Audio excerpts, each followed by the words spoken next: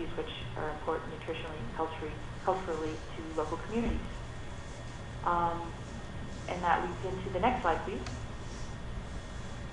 We would like additional input on issues of importance to local communities, and thus far the comments have related very heavily to concerns about local, rural, socioeconomic, and health impacts from climate change.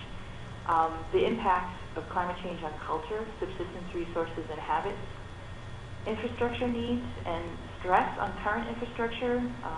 There are a lot of planned activities in the Arctic, and right now many of the smaller villages are not set up to deal with the influx of people that will seasonally be present. Availability of subsistence resources in adequate amounts is also another concern we've heard quite a bit.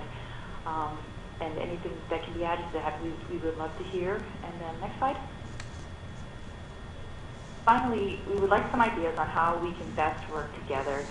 Life in the Arctic is dependent on cooperation, and in my experience, one of the best examples of this I've ever seen has been the hunting, landing, and butchering of a bowhead whale.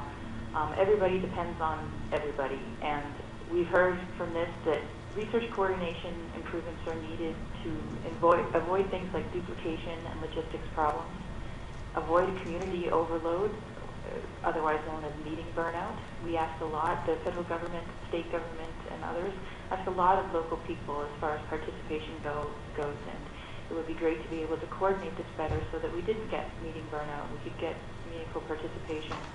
Also to save money. It costs a lot to run ships off of the Arctic coast up in the Chukchi and the Beaufort, and any coordination that can happen on that will help